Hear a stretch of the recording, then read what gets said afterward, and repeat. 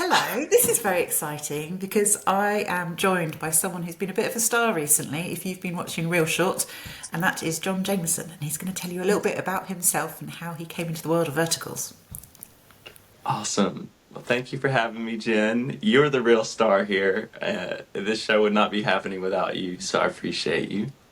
And yeah, I'm John Jameson. That is my real name. That's not a stage name. Feel free to call me JJ.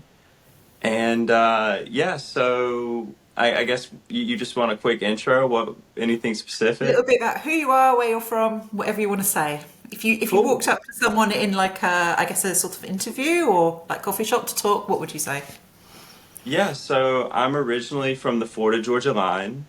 A cute little town called Thomasville, Georgia. It's the city of roses, and it's also it's known for furniture making, apparently.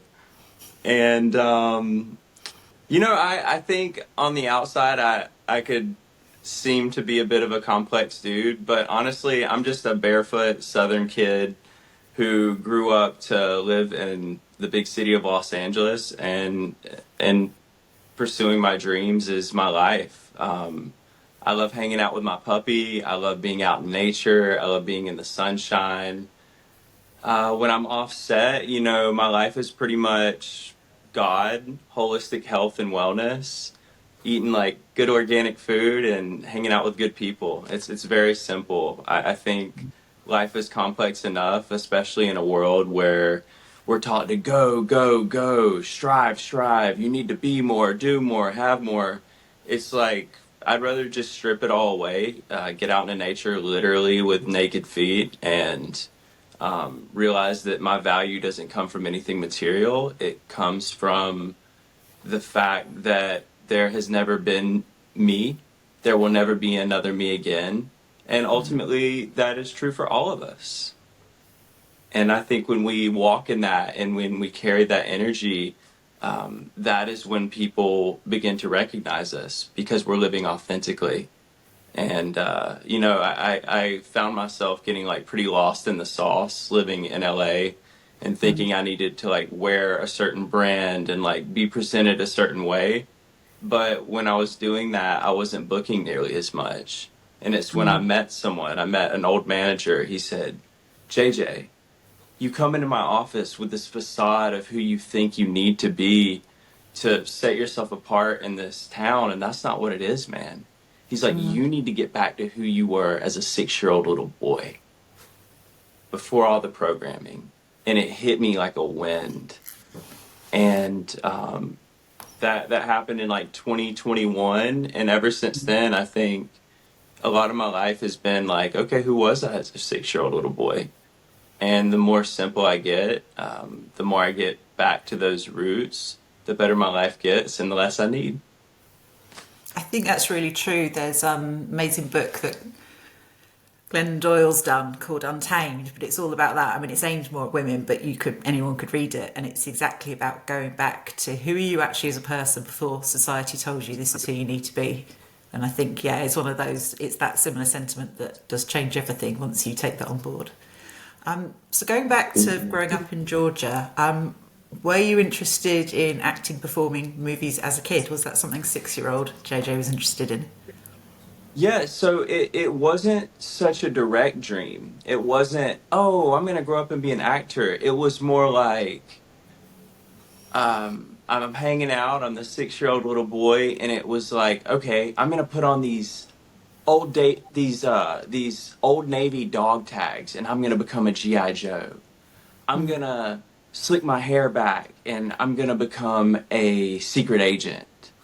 I'm going to put on these gloves and now I'm Batman.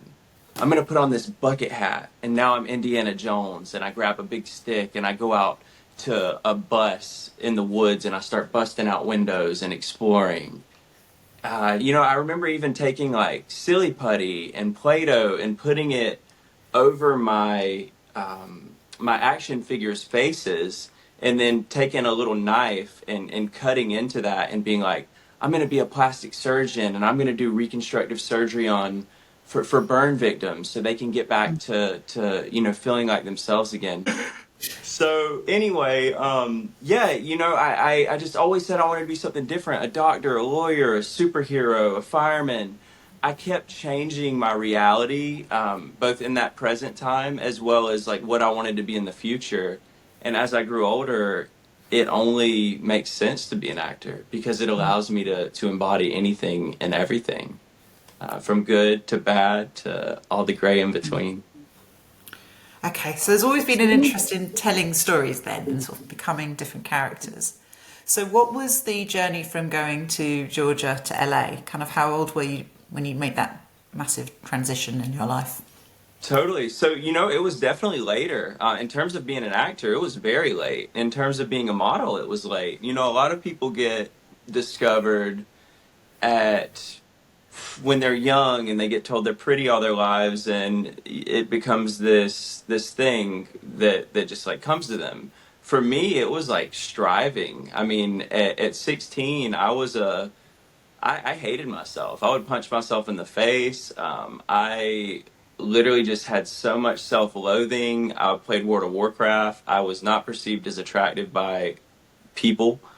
Um, and my Mima got me, which is my mom's mom, she got me a subscription to GQ and Esquire magazines.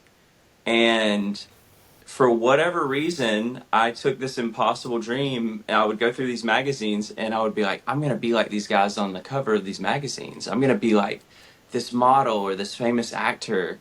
And it was literally an impossible dream. But the beautiful thing is within the word impossible, it spells I'm possible.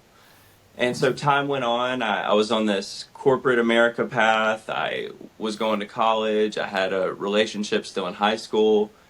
I still had this secret dream, but I'd completely tucked it away, even after getting a gym membership and putting on muscle and finally, getting some external validation from the world.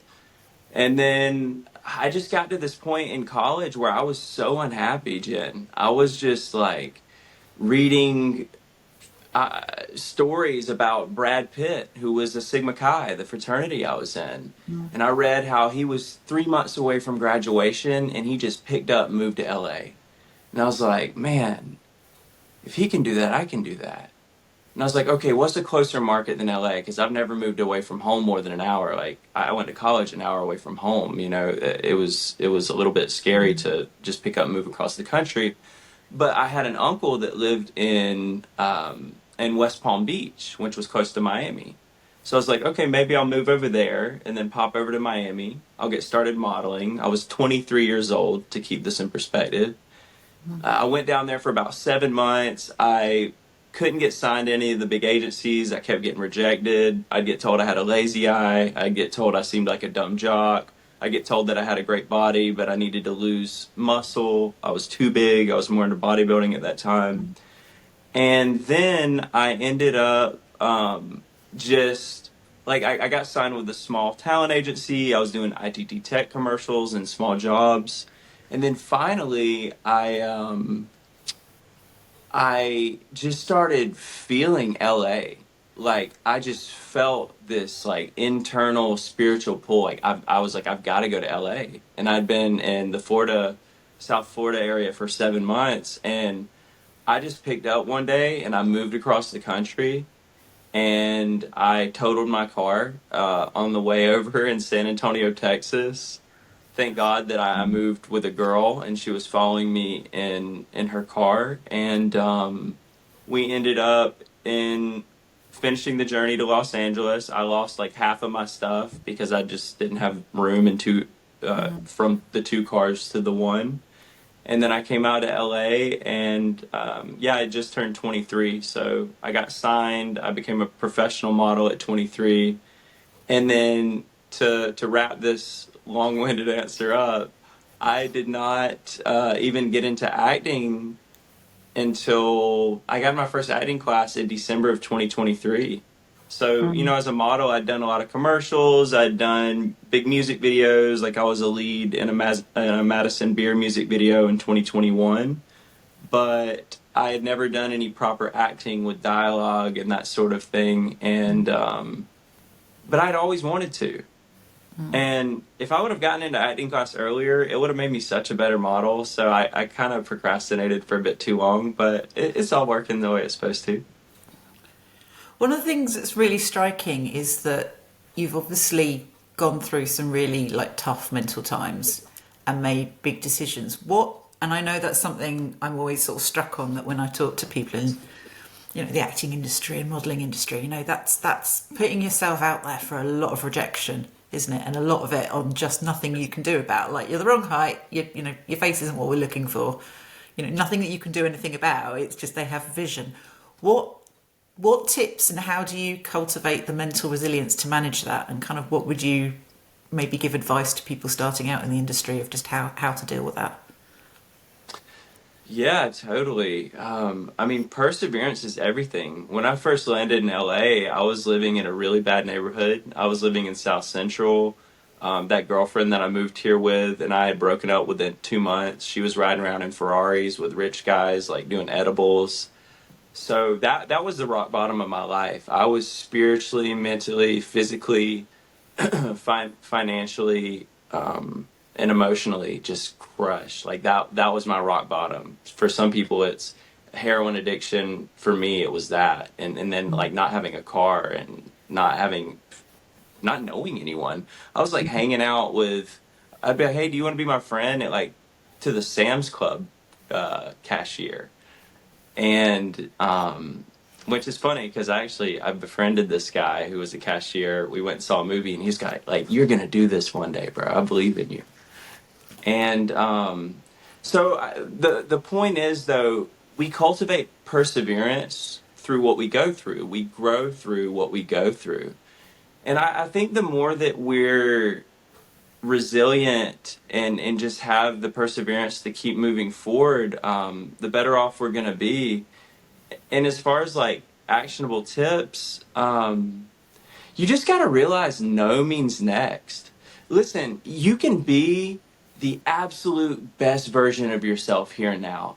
Like your most radiant self, your most positive self, your most physically on point self. You may think, oh, I'm wearing my best outfit. I'm putting out my best energy. I'm like dancing and soaring through life. But even within that, someone out there is still going to hate you. And I think the more we just realize this, like, we're not here to please anybody. We're not here to live for other people. And at the same time, we don't have to take the fuck the world mentality with that. We don't have to go out of our way to rub people the wrong way. But we just got to realize, even when we're being our best, there's still going to be people who can't stand our guts. So the more you just get comfortable in your own skin and realize that every door that opens for you is for you, and every door that closes in your face is closing for you. When we get to that point, like the no's don't matter. No means next. Also, study the stories of the greats, the people that you love and believe are successful, whether they're billionaires, whether they're artists, whether they're spiritual leaders, the Gandhis, the Jesuses. I mean, they crucified Jesus. Come on, you know what I'm saying? Like we're always gonna people are always gonna give us no's, like to the point of death in some extremes. And so yeah, study these characters that you believe are the definition of success, however you define that.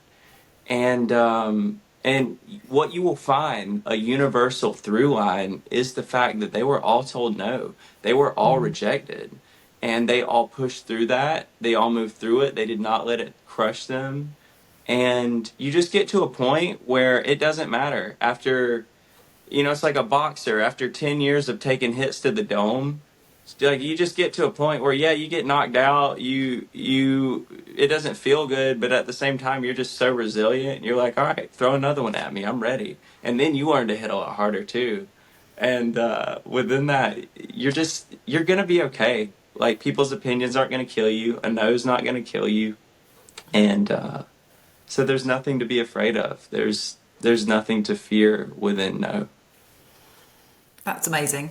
I totally agree with that as well. So the hard stuff I've been through in life have totally freed me and made Yeah, me you've been through uncomfortable. some crazy stuff. I've done a bit of stuff in my time, but yeah, I would definitely agree with that. That actually the worst stuff that's happened to me is the best stuff that's happened to me because it totally changed who I was. And yeah, now I just do everything rather than worrying about it. So I would 100% back what you said. Now you've set this up very nicely because obviously no means next, but obviously you got a yes because Mhm. how did you get your first yes as acting in verticals? Yes. So it helped that I have a very like addictive, hyper focused mentality. I have a friend that says, JJ, you're a magnifying glass. Whatever you focus on becomes your whole world. And so for, that past year from December 2023, getting in that acting class all the way through, uh, I'll go to October of last year or sorry, it was August, 8 months into my acting journey of 2024 when I booked my first vertical. um, I had just hyper focused. I was doing everything I can acting wise. Like I was going to class. I went from 4 hours of training a week to 12 hours a week of training. I was hanging out with actors. I was reading books. I was watching a ton of movies. And the more I immersed myself, the more opportunities came. Whether it would be to put myself on tape and audition, or to like my acting studio does this thing where you can pay for the service of like getting a reel made. And my acting teachers, they wanted to push me, and so they cast me for this little mock, like a reel that this woman in our studio had paid for. So they cast me as the lead in that, and I got like a nice little piece of footage. And then I had the footage from the Madison Beer music video that I did. So I was able to clip up a little reel, and I was able to send it to the vertical people. But that opportunity came, and this is one of those stories that just goes to show you like what's for you is for you. You never know who's watching. You never know when or where something is going to come from. So I had this roommate back in 2016 when I was living in that bad neighborhood, and his name was Toby, and Toby was a fashion photographer. What made Toby cool at the time is that he had like 300,000 Instagram followers, and this is like 20, like early, 24, 15, 16. I think it was like 2015 and a half or 2016, and he had been shooting all those early influencers, like the Vine influencers, the Jake Pauls, the Cameron Dallas, the Nash Greers, like all those kids. And that's how he got his following. And so, we had become friends. We were roommates for a while. And then around 2020, when the pandemic hit, we kind of lost contact. Just life happens. But then Toby's watching me progress in acting. And the reason he was able to watch me is because I would post my acting auditions on my Instagram stories. And it's funny because I'd have people reach out to me and be like, "Dude, you're too new of an actor to be doing this. Like, why aren't you posting your stuff? Like, what are you thinking?" And I was just like, "Man, it's just stories. And hey, the right person might see it." That was literally my mindset. Like, no ego. Like, I get it. If I suck, people can tell me, and then I'll correct what I'm doing that's not good, and then I'll have good feedback. That's just how I looked at it. And Toby was watching my stories, and he hit me up, and he was like, JJ, he was like, I own an agency now, and I have these contacts with all of these vertical companies. I don't know if you've heard of them. And I'm like, no, what's a vertical? We ended up meeting up. We went to lunch. We went on a hike. He kind of explained more what was going on and how it was basically the first wave of a trend. And I was like, oh, wow, first wave of a trend is where you if you become part of it, you take off the most, you make the most money, etc. It's like getting into Apple or Microsoft when computers were first invented. Those guys became billionaires, right? So when a lot of people are scared of the first way of a new trend, like that's when you want to jump in because that's where the most opportunity lies. And if it flops, like so what? Once again, no means next. And so he ends up saying, "Well, they're interested in you." And the amazing thing is the godsend thing about it is Toby is known as a star maker. Like he's the one who gave like Seth a Dean. A lot of these huge like vertical male lead Mm, stars, Toby has put through, and he's known for that. So I was already coming in with this good perspective as well, mm, and I got cast for my first one. I did a Zoom audition for it, which I was pretty nervous. I'd done like one or two Zoom auditions, and I never booked anything, and mm, it definitely wasn't for acting. It was more for like commercial work, mm. and so I did the Zoom audition. They told me I booked it within like 3 hours. I couldn't believe it. I was like, "Are you serious? They want to book me? Like what? That's crazy." Mm. And so yeah, the rest is history. That was Hello, Let's Get Married. And then I did three chemistry reads with three different girls. They casted the girl off me, and I said Peyton Tucker is my favorite, and the rest is history. And that's quite a phenomenal vertical to start with, because obviously that's done really, really well. And I think that's quite unusual for a vertical. I think, because I spoke to Peyton, as you know, just a while ago, you were both fresh into verticals. So to have two new people and new leads who aren't known names and then take off in the way it did is really kudos to both of you and the strength of the story. So that was your first experience of being a billionaire. Yeah, yeah, it's How crazy. how long did it take you to get your head around the kind of the tropes of Vertland and billionaires and family shame and all that? What was that like? Well, the way I looked at it is it's kind of like the soap opera world. And I was like, oh, well, this is the newest cutting edge, bleeding cutting edge take on like soap operas. And even though I haven't watched too many soap operas in my life, I was familiar with how it's these kind of like outlandish, reaching stories, but also very like fantastical and like, whoa, if this happened, like a billionaire swept me off my feet, you know. I thought it was cool. Like I had no opposition to it. I was down.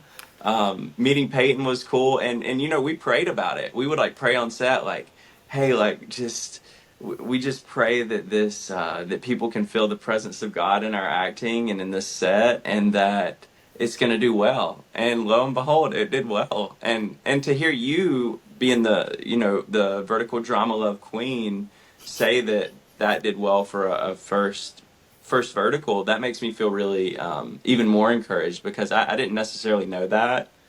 I think for me, I'm like, oh man, if it didn't get 100 million views, I didn't, it's not like super special. But I don't know, I'm just so, I can be critical in that way of myself. People are very fond of that vertical because obviously I've just done the awards and it was nominated a lot, and there was quite a lot of checking of dates because I set the thing if it had to come out in 2024 and it just came out in 2025. But if it had been in 2024, it would have been on lists. There was a lot of, Wow. yeah, there's a lot of fondness for that project. So yeah, don't underestimate the impact that you had with that. Cool. So obviously you start playing billionaire, and then you play the uncle billionaire, which is another popular vertical story. Always seems a little harsh when someone's quite young. In Uncle William, Please Say I Do. With that one, you get the very famous, you get a swimming pool rescue, don't you? I think. Oh yeah, swimming pool rescue, the Which I classic. think is like has to be on the checklist if you're a vert actor of have I rescued someone from a swimming pool? Can you talk a bit about that, please? About the swimming pool specifically, or? Well, yeah, the Oh, vertical as a whole, but in particular, doing your stunts for the swimming pool. yeah, I mean it was fun. The only we only got one take of that, and I just wish, and I was prepared for this. I had just done a shoot where I had to dive, and after doing it for camera, just the still photos like 3 or 4 times, I realized, oh, the dive looks so much better when you keep your feet together. And that my only regret is that I didn't keep my feet together. I like split out and I looked like a goofy fish. But you know what? Uncle William, he's saving a young lady. Like he probably wasn't thinking about how he looked. He just wanted to get in there and save her. So I think it worked. That is a good rescue. And actually, I love that pool because that pool recurs a lot in verticals. You get to recognise some of the sets. Yeah, I mean, my brain goes to weird places when watching verticals. So another thing that I picked up on in that one is obviously there's a great moment where the fans, basically the haters, are after your lady love, and they've got these plastic bags and they're throwing vegetables at her, and you have this Yeah. amazing moment where you style it out where you're kneeling and you've basically got a big thing of cabbage on your shoulder.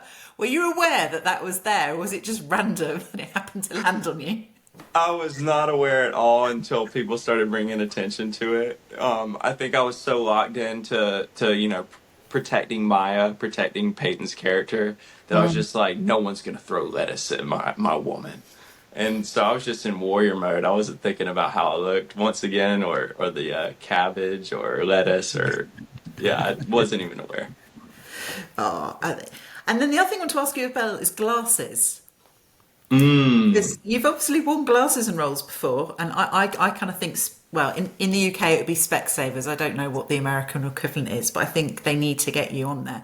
And you wear them again in your latest release, which is, isn't it, I Kiss You 99 Times a Day? I'm trying to get the title right. Kiss Me 99 Times a Day. Yeah, that's it. Kiss me Are 99 they your times. glasses? Do you need glasses? You know what's interesting? I'm wearing contacts right now. I actually just ordered an amazing pair of glasses. These will be like, I literally tried on 70, like no exaggeration, 75% of what they had in store. And they're being crafted at Lens Crafters. Lens Crafters, they are taking way too long. Like, I'm a patient man, but it's been almost 2 weeks, and I was told 3 to 5 days. Yeah. So let's get on that. But I'm really excited about these glasses. Hopefully, we'll get to use them in a future vertical because they're actually my prescription. And I definitely I don't wear glasses too much, but I've also never had a great pair of glasses. I think I'll be wearing them more. And now that I know what you guys are saying about me and glasses, because I don't think I realized that like I could pull them off. You can, honestly, it's a good look. Thank you. So obviously, Kiss Me 99 Times a Day has just come out. Mm. I really like it. I think it's a really nice slow burn vertical because actually it's more about the slow building of the relationship. There's not quite as much twists and turns, and I don't think that's a bad thing at all. It's really about both characters learning to trust each other. Did you feel that it was a slight different change of pace when you were making this? You know, we started off like with office scenes, and I'll be honest, that was one of those that I had so much going on at the time. I didn't even read the script fully before I started. Sometimes that's how it is in the vertical world. We don't even get to read the full script. And that was one of those projects. As we were doing it, I don't think I had that feeling. I think I just tend to get so like present and in the moment with what I'm doing. I don't really judge it or yeah, I never had that thought at all. Because one of the really nice things about it as a viewer is obviously your lady love in this glitch is a really strong character. So just everything's a bit different. You know, she's Sarah's style quite differently. It's a bit more funky. It's a bit more street. She does get some beautiful dresses, so she doesn't lose out. But it is a nice, fresh look, and also just the fact that she's very much intellectually and his equal, and she has some great bits which actually your character then points out of like I like her because she's independent and she's self-made and she's got that, whereas obviously Samara's the more typical I just want to marry you for your money character. Did you, I guess, pick up on that, and is that fun to play with the character who's a little stronger? I feel there's a little bit more banter between you, which works really well. Yeah, I thought, people commented on the chemistry that we had, and people commented that they liked that she wasn't just this damsel in distress, that she had backbone and strength. And I mean, she literally in her voiceovers, her internal dialogue, she's like, "Oh, I could hack into this man's bank account right now and take his money. It doesn't matter that he's a billionaire." Yeah. And yeah, I think that was really cool. I think it's cool that they did that, and it's it was unique in that way. I really enjoyed this project and the strength of the character, and I like that it wasn't so typical. So how to ask about your tech skills? Like, are you a computer whiz? I would say especially like when I get around these Gen Z kids, I'm like, oh wow. So this is what it feels like when you're looking at your grandma or your mom and you're like, Mom, you don't know how to do that on iPhone? Come on. And then I see what these kids can do on their iPhones and stuff and laptops, and I'm just like, okay, I guess it's true. Like each generation becomes that generation that gets made fun of by the younger generation. Yeah. So I would say I'm not the most tech savvy guy. But I will say that I, being born in 1992, to date myself, I am the first generation ever to come up with the internet since my inception. I grew up like loading DOS, Microsoft DOS, on my dad's computer. And so I think, in terms of resourcefulness, being able to use the internet to create my dreams, I think that I've done that very well. I've been very resourceful using tech, but I'm not necessarily like the guy who's going to sit down and like code and hack into a database or anything crazy like that. One of the things really interesting is you've obviously mentioned that you use social media, I think, really well.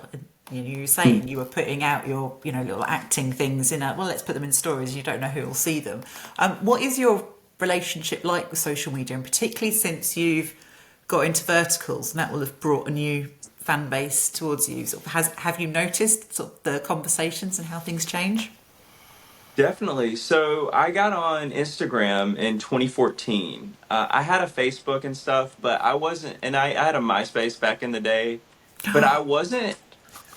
I was probably more active on MySpace a long time ago than I was on Facebook. And then once Instagram came out, I really played around on Instagram for a couple years. I did not understand marketing to the degree that I understand marketing now until two things. One, social media, Instagram specifically, and two, just living in LA and seeing, like, going to events and even working events and seeing how companies and brands would use experiential events and social media marketing. And so being in LA at the height of social media, that really allowed me to pick up on, oh, wow, it made me aware of where I was at in space and time.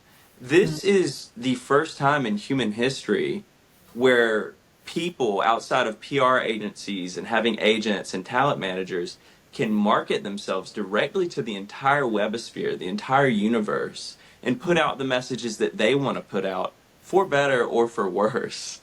And I think it took me years to hone the craft. I think it took me years to clean up and to polish my image and to really understand how to articulate my brand and what I want to communicate to the world.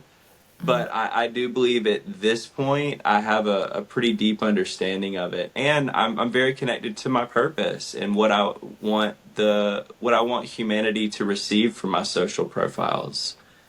And then furthermore, to address your question more directly, yeah, it's been beautiful because this is the first time, as a model, even if you book, like, winning the Oscar in the male modeling world is winning the Oscar, is booking like an Armani fragrance campaign, right? You make like six figures for the day at least. Your face is everywhere. You walk into the mall, people recognize you to a degree, but your name's not all over the place. You're not really a character. Like, people don't get to see your soul. You're just an image. And so, being in the vertical universe, this is the first time where I actually have a worldwide fan base. My Instagram page last month got 300,000 views that it did not have previously. And I have people reaching out to me on a daily basis from Singapore and Brazil and Canada, all across the United States, China, India, like literally all over the world. And it's fascinating and it's interesting. And I've created a subscriber page where, I talk a lot about, it's the less polished version of my Instagram. It's where I give people who I really am and what I'm really into. And I spread a lot of holistic health information and how to take care of your vessel, your temple. because this is our Ferrari, right? Like we put so much emphasis on materialism and getting the Ferrari and the nice house, but this is our forever home. So I teach people a lot about that, and it's very personal and humanized, much like this, as opposed to this like polished, oh, this guy's a model and this guy's an actor.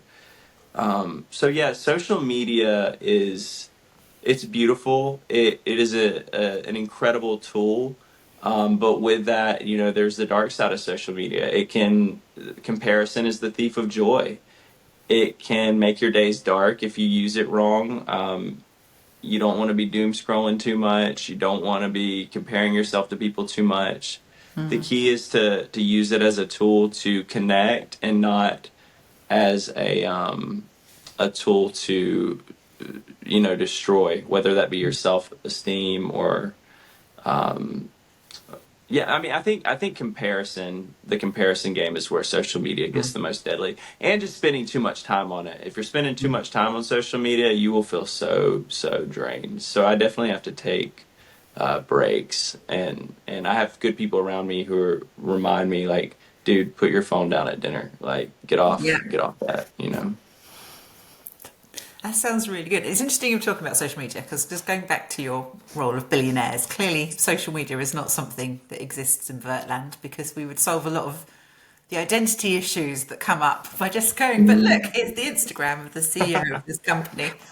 I just wanted to go back to the roles you've played as a billionaire because I'm fascinated. You've played three.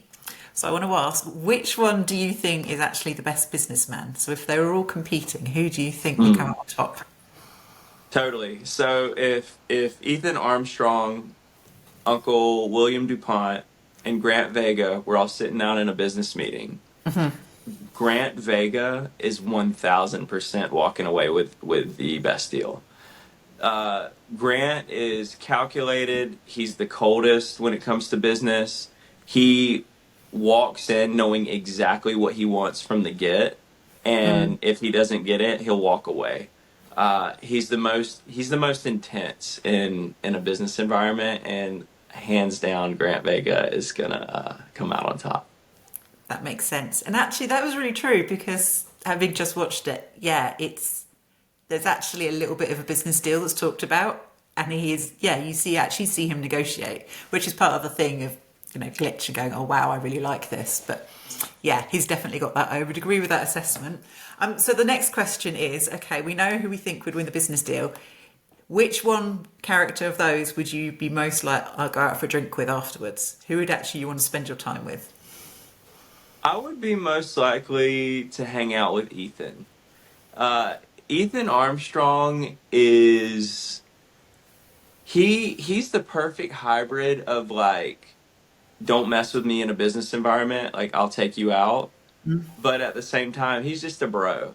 Like if you go back and you watch Hello Let's Get Married, Ethan Armstrong never wears a tie outside of the bow tie in the gala.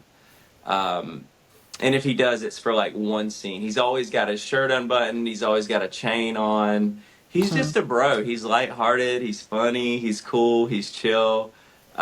He like there was a line that I ad libbed where I like lean over to Peyton to Maya, and I'm like, "Have you been drinking champagne?" And like that's just his vibe. Like he's silly. He doesn't take himself too seriously. I feel like the other two, the only time that you're going to see their soft side is when they are with their woman one on one. And the only reason you're seeing that is because you're viewing the story. But I feel like like in a real life setting, most people would never even see the soft sides of William DuPont and Grant Vega. But Ethan, I think you'd catch him broing out like in an interview or something like that. I love that. Thank you so much. So we've talked about Or Vertical's past. So I think we now need to talk about Vertical's future. What upcoming projects have you got that you can share with us? Because we need to know. yes. So let's talk about Mafia's Captive Bride. Mafia's Captive Bride is the first project that I've done outside of Reelshort. It is completely filmed. I filmed it in March. It is going to come out on Drama Box, which is the, Drama Box and Reelshort, as I'm sure everyone knows, are the top two competitors in the vertical world. And this is going to be the best acting that I've ever done in my life, hands down. Part of it's the experience of just, kind of having my gears well oiled and understanding verticals and how the process works. The other part of it is this is the first time that I've worked with one, a male director, which doesn't mean anything. Males, females, both great directors, but this guy particularly was just, he knew what he wanted, and then he'd take the idea of what he wanted, and then he'd scrap that, and he'd be like, all right, now give it to me a completely different way. And he pulled things out of me energetically that like I didn't know were possible at this point in my acting career. There's a lot of yelling. There's a scene, spoiler alert, where you will see me rage, and then you will see me break down. And it's a visceral project. It is an intense project. There are gonna be scenes where you watch me bust caps and women and men. This character is a cold-hearted killer, and I'm really excited to show that I can do that to people, because I think people have this idea that, oh, he plays the businessman, like, but I don't know if they're able to tell that I have grit to me, and this character will show that there's some grit there. I get to tap into my dark side. That's good. Did you get to do a bit more action then, some more stunts? Oh yeah, a lot more action, less fist fighting, and more just putting a gun to someone's temple and saying, "Look, you're about to get your brains blown out," or putting a gun to their chin, or yeah, I really. His name's Sebastian. I'll give y'all that. Yeah. And Sebastian is not to be fucked with by any means whatsoever. I have to ask as well, that given the setting, was that a bit of a wardrobe change as well? Because you've worn a lot of suits. You know what's interesting, and I do not feel bad saying this. If you love the wardrobe in Mafia's Captive Bride, coming hopefully in May, they haven't given us anything, but I imagine it'll be in May. If you love the wardrobe in Mafia's Captive Bride, you will love JJ's personal wardrobe, because so much of that project is my personal wardrobe. And there's a lot of really great pieces, and I felt really good about like lending it out to set and letting them do that, because one, it was personal touch, and two, yeah, it looks so real. Like the thing is, Mafia, you think like Italian guy, and I'm like, I have this southern accent and stuff. But outside of that, like the wardrobe is absolutely on point. We're talking like loafers with pearls on them. We're talking beautiful tuxedo. We're talking long coats that are just draped over the body like a Mafia superhero. It's gonna be awesome. That sounds great. What about other genres? Kind of other things that you'd like to do? Because obviously this sounds like a great new departure. Maybe some more comedy or mystery, or what appeals to you in the future that you'd like to try yourself at? I'm down for it all. I'd like to do. I'm not big on playing the villain. I'd rather play kind of like Sebastian. He's dark, but he's also got a hero inside of him. I don't really want to play a villain, but I'd like to play a pilot. I'd like to play a warrior. I'd like to play a rock star. I'd like to play a martyr. I would like to play, I really want to play, and I don't know if the vertical world has ever done this, but I really want to play a drug addict with a really gnarly story, who gets redeemed, who like gets sober and gets his life together. I would love to play that, just because I grew up with a lot of addiction in my family, and I think that story needs to be told. I would love to play a political figure.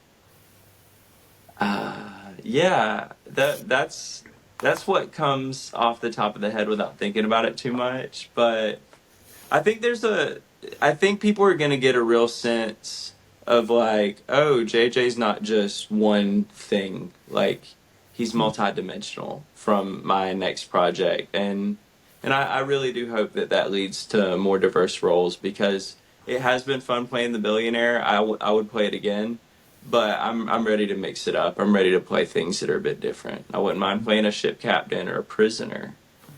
It sounds good. I have to ask as well, do you have hidden talents that you'd like to put on screen, particularly around music? Because a lot of the fans, we want a musical vertical. And obviously you mentioned a rock star, you know, do you play Oh yeah. instruments? Are you a singer? Are there sporting things you'd like to bring on screen? Um, I grew up riding dirt bikes, so I think it'd be really cool to play. Also, my first car was a stick shift and had a short shifter and like a carbon fiber hood. So I think it'd be cool to play like a racer of some sort. Um, I think because the vertical world hasn't seen it, like a motorcycle racer, that would be That would be really good. that would be Yeah. super sick. Specifically like street bikes, I think that would be awesome.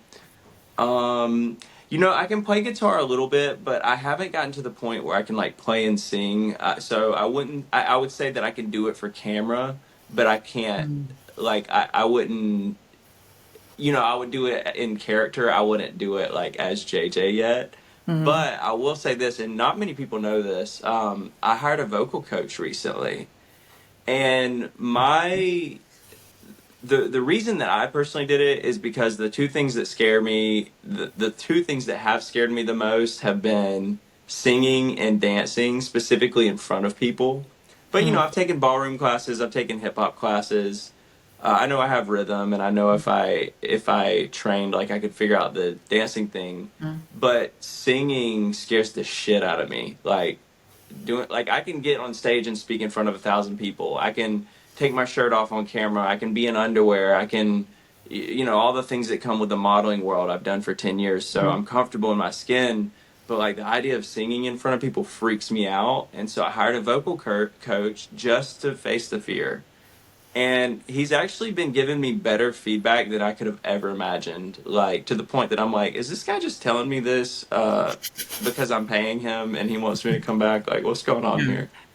And so yeah, I think seeing that unfold and getting just penetrating my fears, I just like when I first got into acting class and it started opening me up, I feel like my body healing and I feel my fears shedding and my vessel becoming lighter and brighter and my aura kind of expanding.